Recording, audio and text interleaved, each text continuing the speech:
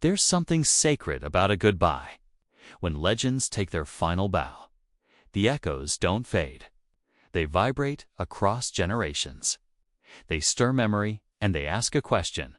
What do you leave behind when the amps go silent?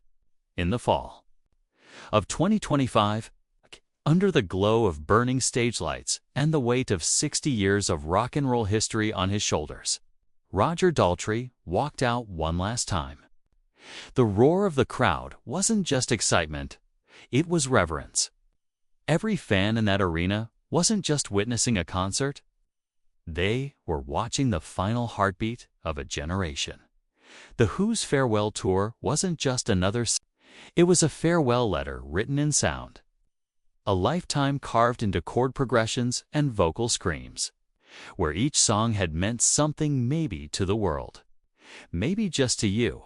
And before we take you through each of those songs that made the Setlist, a setlist that felt more like the soundtrack of our collective history, we need to return to the spirit that made this farewell so deeply human. Because, for Roger Daltrey, this wasn't just the end of touring, this was the end of being. The voice that once shook the system. Born in London's post-war working class, Roger Daltrey was never pampered by celebrity. He didn't fall into fame, he punched his way into it. A sheet metal worker in his teens, expelled from school for building guitars in class. He was raw, tough, and irreplaceably hungry. When he met Pete Townshend, Keith Moon, and John Entwistle, something alchemical happened. They weren't polished. They were loud, angry, beautifully chaotic, and somewhere amid the feedback and rebellion. The Who began crafting songs that weren't just made to be heard, they were made to be felt. And by 1969, with Tommy in their arsenal, they weren't just a band anymore. They were prophets of a new youth religion. A spiritual riot hidden in rock opera. But by 2025, a lot had changed. Two of the Who's original four members, Keith and John, were long gone, and Roger Daltrey, now 81, was standing in their absence with a heart heavy with memory and lungs that somehow still roared with that same primal fire. You could see it in his eyes. He wasn't just thinking about the crowd waiting outside. He was thinking of them, the brothers he had lost, the friends he never said goodbye to properly, the ghosts that now clung to every venue they once ripped apart together. And so when the first chords rang out on night one of the Who's final tour, it wasn't just music, it was memory, and it began with a roar. That's how it started. I can't explain. The original Who single, it's just 1 minute and 45 seconds of early British rock brilliance. When Roger stepped up to the mic and delivered the first line, "Got a feeling inside. Can't explain. ... You felt the audience's breath collectively catch. Because it wasn't just about the song anymore. It was about history. Looping back to where it all began. They weren't hiding from age. They weren't pretending to be reckless youth anymore. They were honoring where it all started. A garage band crashing into the consciousness of England with nothing but amplifiers and attitude. And yet, somehow that teenage angst still lived in Roger's voice. Cracked and weathered by time, sure, but deeper, warmer. Beneath the edge, there was wisdom. The fire had matured. The second song was instant whiplash, launched straight into Substitute. I'm a substitute for another guy. I look pretty tall, but my heels are high.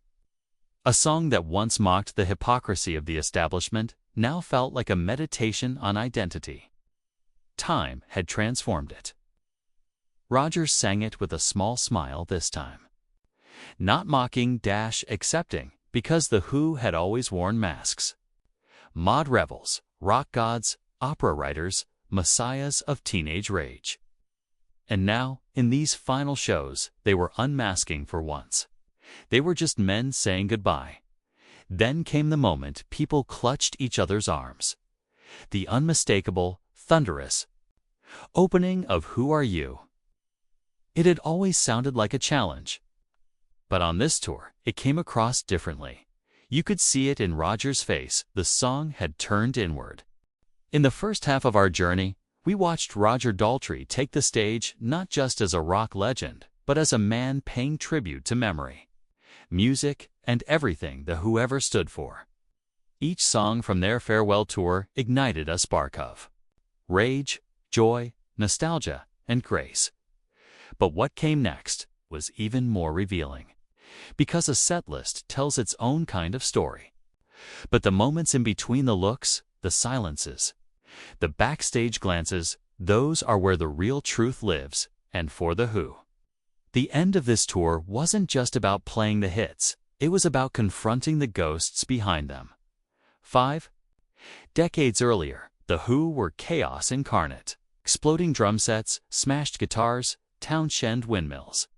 Daltrey screaming like the spirit of rebellious youth itself.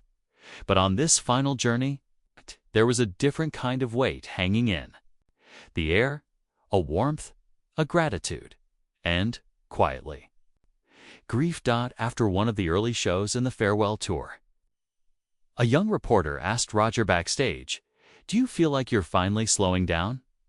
He didn't hesitate. "No, I feel like I'm waking up, because something magical happens.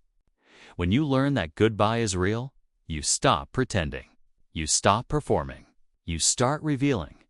And in the second half of the farewell setlist, that's exactly what they did.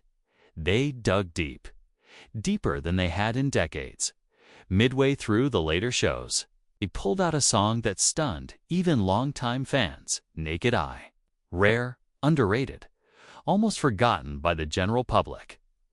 But not by the true believers.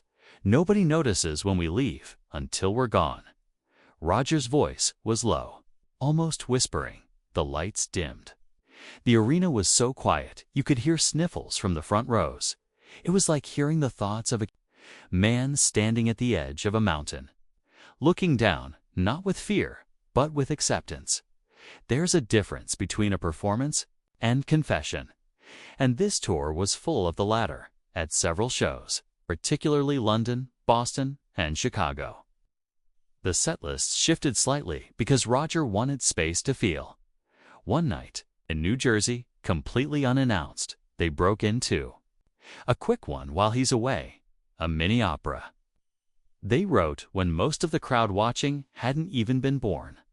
They didn't play it with the technical tightness of the 1960s version. They played it with soul, with cracks in their voices and eyes closed. That's the thing about The Who. Their brilliance never came from polish. It came from truth. Even when it was messy, and that mess was most powerfully felt when they sang. The kids are all right. What once felt like a youthful shrug of rebellion now landed with a heavy sword of irony. These weren't kids anymore. But what if they wanted to be?